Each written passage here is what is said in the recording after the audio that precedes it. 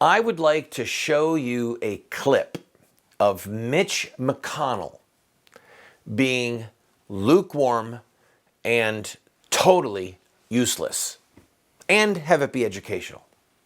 I'm Randall Terry. This is Voice of Resistance.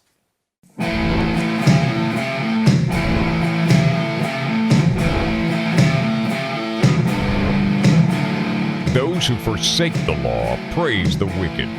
Those who uphold the law resist them. Welcome to the Voice of Resistance. Here's your host, Randall Terry.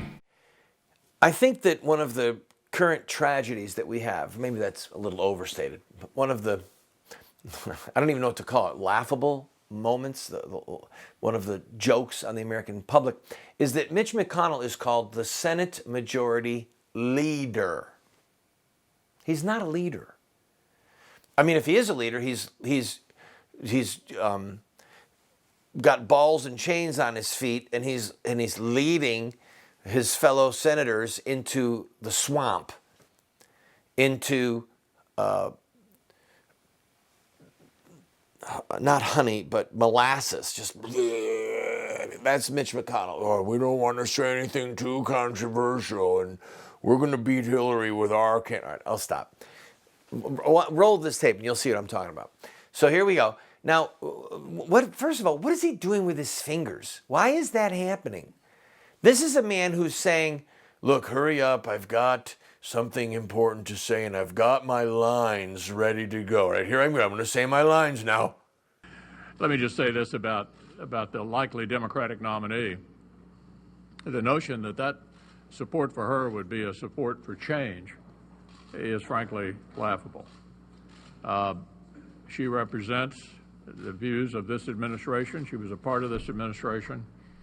I think the overriding issue in 2016 is going to be whether Americans are happy, content with the condition of our country at home and our position overseas.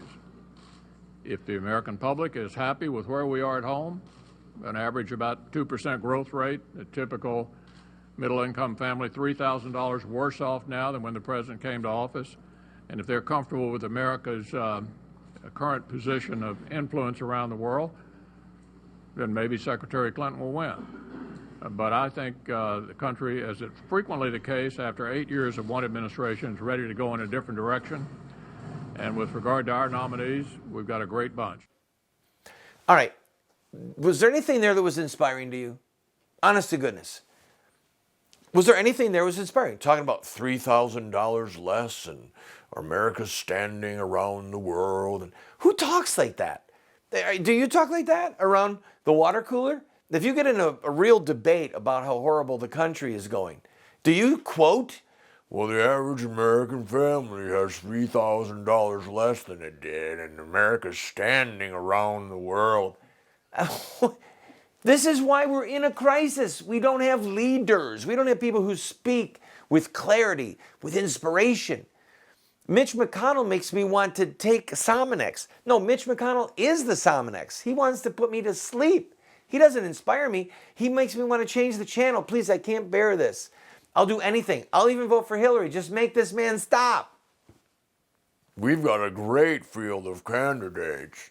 And if the American people think that they're better off than they were, then they should vote for Hillary Clinton, Secretary Clinton, and the American people. I'm so sick of hearing people talk about the American people.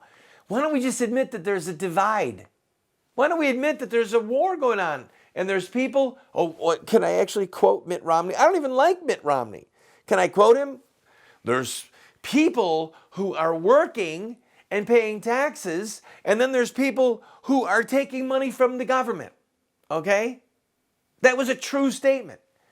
And rather than own it and just admitting, yes, there's a huge divide in this country right now. There's people who work and who pay taxes, and there's people who, some of whom work, good people who are working hard, but they take money from the government. And then there's people who don't work, and they take money from the government. So we have class warfare.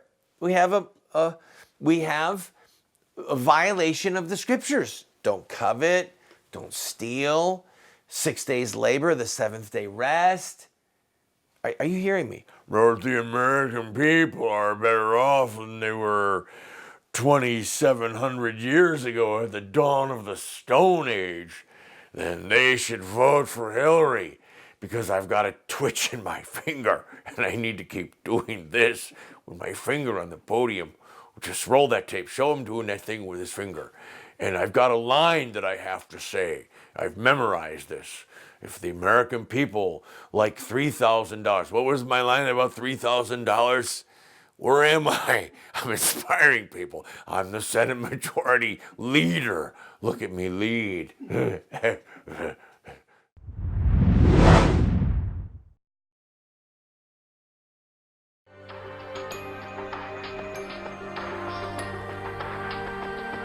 You have two choices. I mean, you can try to raise your children by design, or you will raise them by default. There are no perfect parents. We're going to get it wrong sometimes. If we have a plan, we've got a better chance of getting it right in the long run. There is something deep within the heart of every human being that longs for parental acceptance and approval. When does a boy become a man? Get a group of guys around and ask them that question. I don't think there's a certain age. Some men stay boys their whole life. I would say, 16, 18 years old? Wow, that's a good question. When they get bar mitzvah. Well, I think when he has a child. So I just became at 56, 56 years old. Without the power of the Holy Spirit changing us and giving us power over our sin, we can't hope to be the dads that our kids need us to be.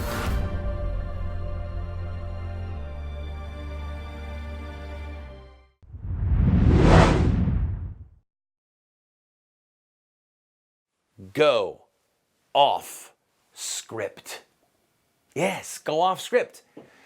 One of the things that I loved about President Reagan was that every once in a while, both as a candidate and as a president, he would go off script. Or he would use his own script in defiance of his advisors. Did you know that when he did the speech and said, Mr. Gorbachev, tear down this wall, Mitch McConnell going, and the American people better off than they were 3 years ago. And just,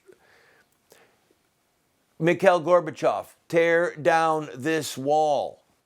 Calling the Soviet Union the evil empire. He had staff around him saying, please don't do that. It's controversial.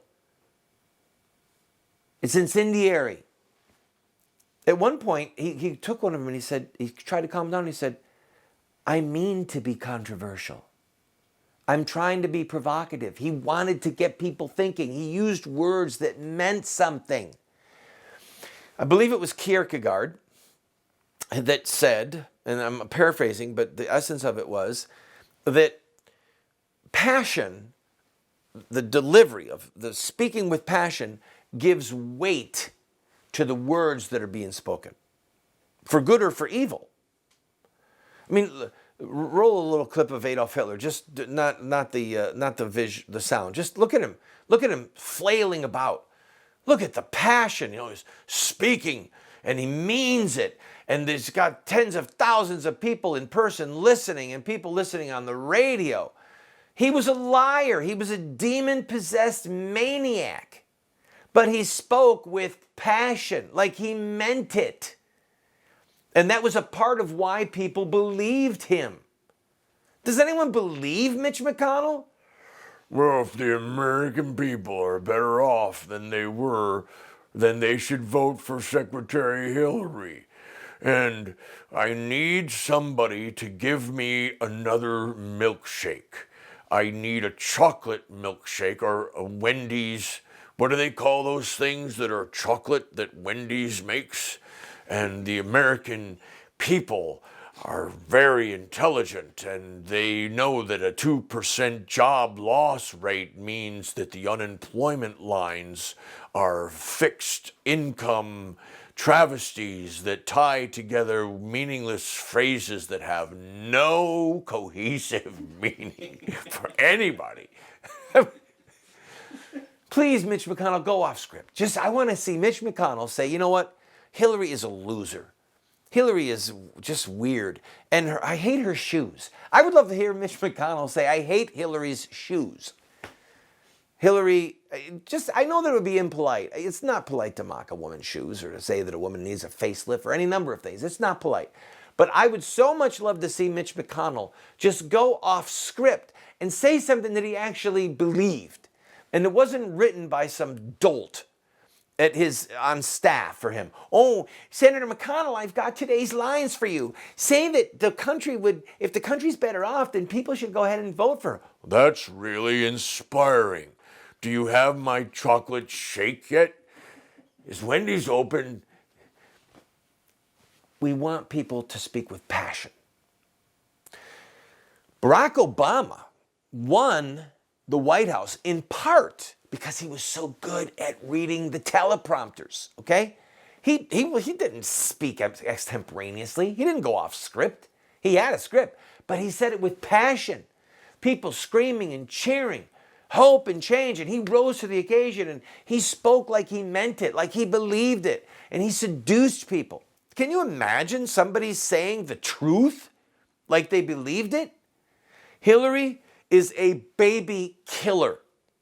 Hillary is a Marxist. Hillary is a thief. Hillary is a despicable hypocrite. She says that she wants to defend women, but she takes tens of millions of dollars from godless Islamic countries who oppress women, who abuse women. She is a despicable human being. Why can't someone just go off script and say that? Why can't Mitch McConnell Rise to the occasion and go off script? Because if I did go off script, I wouldn't have that little finger thing that I do on the edge of the platform, because that shows that I know my lines. Please have my Wendy's, what's it called, that chocolate thing? A Frosty? Please have my Frosty ready when I'm done with this soundbite. My lips are chafed and I need something cool off script to enjoy a Frosty.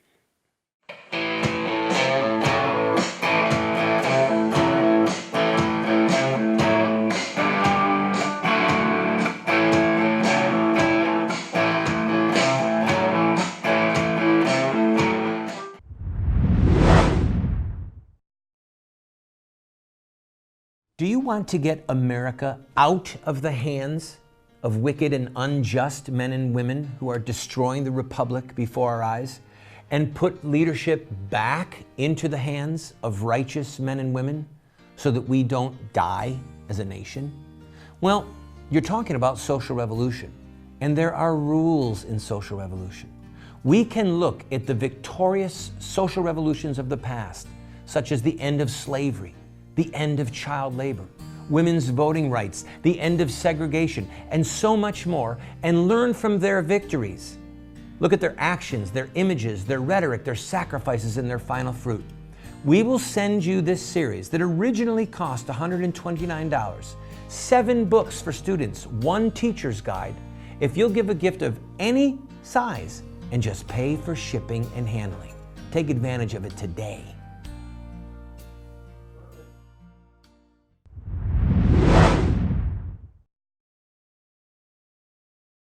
I have 2 apologies to make. One is that I shouldn't be so disrespectful. It's hard for me to say this with a straight face. G.K. Chesterton, great author, he said, "That which is ridiculous deserves to be ridiculed." If you've never read any of G.K. Chesterton, you should. If nothing else, get Heretics and Orthodoxy. He wrote a chapter in, I believe it was Orthodoxy, The Ethics of Elfland, that Tolkien, J.R. Tolkien, said was his inspiration to write The Lord of the Rings, to write The Hobbit and all of those fantasies, those allegories. So G.K. Chesterton is a great man. So there's my first apology. My second apology is a little bit more on a serious note. Dr. Alan Keyes, many of you have voted for him in the past. Almost all of you know who he is, a former U.S. ambassador under Ronald Reagan to the United Nations, presidential candidate, ran against Barack Obama for the Illinois Senate when the Republicans threw him under the bus and abandoned him. Wouldn't it have been great if Alan Keyes had won that election? Ooh, ooh, ooh. Well, anyway, Dr. Keyes and I are friends, and the other day he rightly rebuked me. And I said to him, I am rightly rebuked, and I will make good with an apology publicly, and I will credit you. I said some kind words about Ben Carson, Dr. Ben Carson, on this program. Many of you are Ben Carson fans. And Dr. Keyes pointed out to me something I did not know, which was that Ben Carson endorsed a candidate for the U.S. Senate from, I think, the state of Washington or Oregon, who was a pro-abort, a baby killer. Okay? It reminded me of Rick Santorum, who I think is a good man, but Rick Santorum endorsed Arlen Specter for the U.S. Senate in Pennsylvania. Arlen Specter was a maniacal baby killer. And Santorum endorsed him, and he also endorsed Christy Todd Whitman. And she was a maniacal baby killer. He endorsed her for New Jersey governor. And the pro-life movement turned on him, and he lost his reelection. Pro-life movement said, no, you're going to endorse baby killers? We're not going to support you.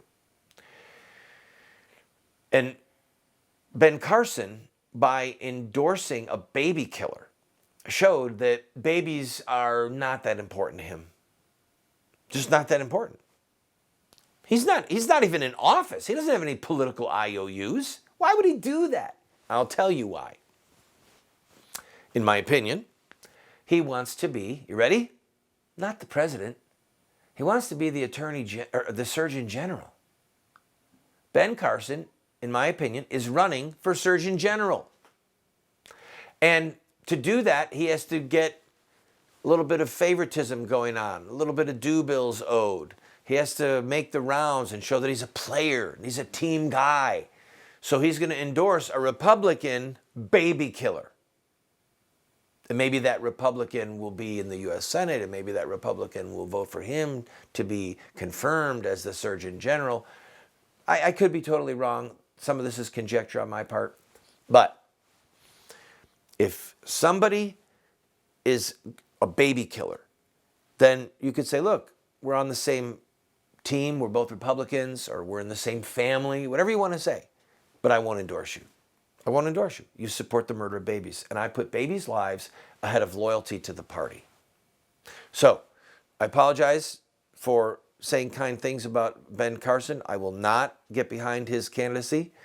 And I appreciate Dr. Alan Keyes pointing out the error of my ways. And I told him that I spoke to him the other day, and I said, I'm going to make good, and I'm going to apologize publicly. I'll close out this segment by saying this. Look, everyone's got a crazy aunt, okay? Everyone's got a crazy aunt or crazy uncle. And some of them live in the basement, okay? Some of us have a crazy uncle who lives in the basement. He's a part of the family, okay? You invite him to have dinner at Thanksgiving. You invite him to go to church at Christmas. And this is my uncle. And you wink and you nod. And yeah, he's my crazy uncle, right? You don't throw him out of the family. But you know what else you don't do? You don't give him the keys to the car. You don't say, crazy uncle, would you make decisions for our family? What way should our family go in life? Would you govern our investments? Would you help us make decisions on where we should live, who we should borrow money from, or whether or not we should go to Wendy's for a Frosty? I love having my crazy uncle be a leader. He's a Senate Majority Leader, and he does this thing with his fingers. Maybe not.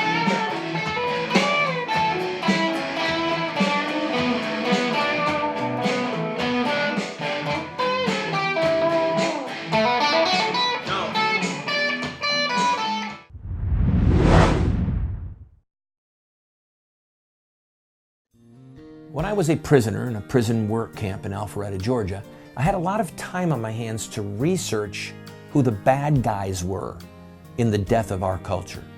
And I wrote Accessory to Murder. It is an overview of our political, cultural, media, and religious adversaries that are accomplices to the death of our culture.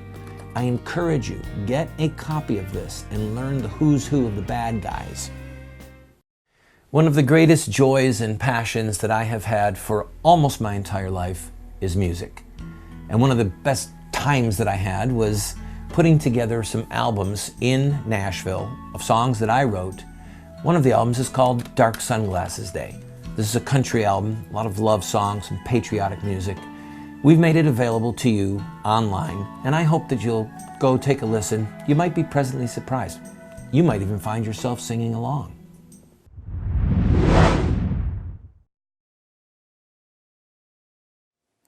I've got to apologize again. I can't believe I just did that. I want to apologize to the crazy uncles for comparing you to Mitch McConnell. That was unjust. That was unfair. Because at least the crazy uncle goes off script.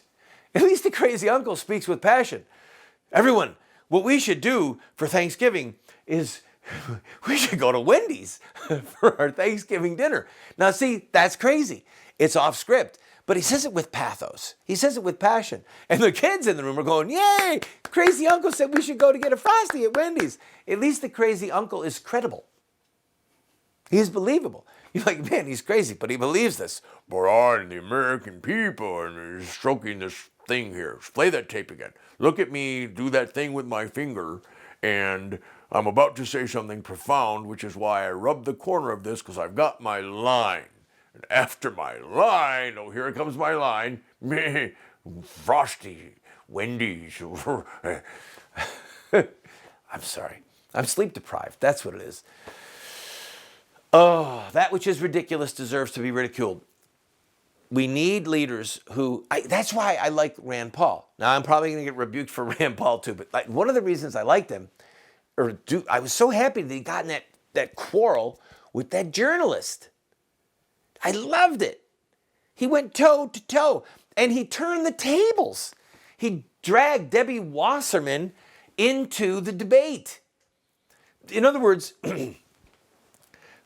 Mitch McConnell, John McCain, Well, we, the American people, by and large, respect life. And we want to cultivate a culture of life. What's my line again? Without my Frosty, I freeze up. No, don't say we want to develop a culture of life. He said, why don't you ask Debbie Wasserman why she supports killing a baby in the third trimester? Why don't you ask why they support murdering a baby who is viable, a baby that can live outside the womb, okay? And Wasserman rose to the occasion, blood dripping from her hands, and said, I will leave that decision to a woman and her doctor. Yeah, she didn't flinch. And everyone looked at her like, whoa, this is a sick chick. This woman is sick. She's like, something is way wrong with you, lady. Now, stop with me, okay? He went off script, Rand Paul did, dragged someone in, and she stayed on script and looked like hell was at work in her, okay?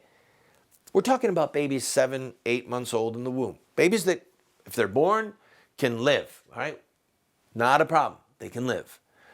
She supports a woman's right to choose, killing that child. So Rand Paul went off point, spoke with passion, dragged her into the fight, and turned the tables on the baby killers. I love that. And she stayed on point.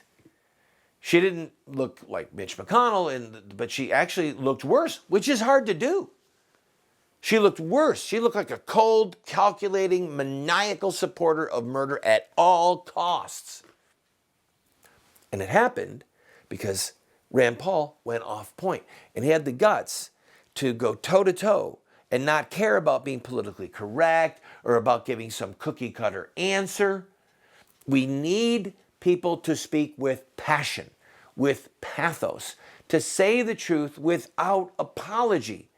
When I ran for president against Obama, I'm about out of time on the show, but I beat him in 14 counties. Did you know that?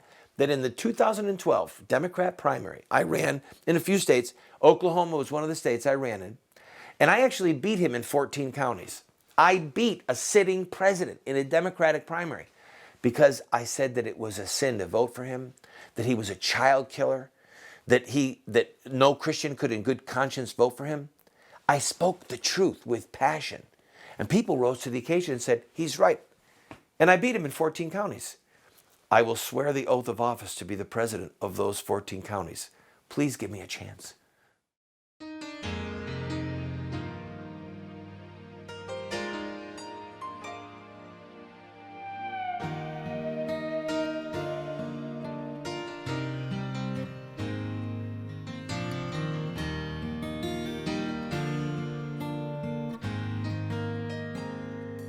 you.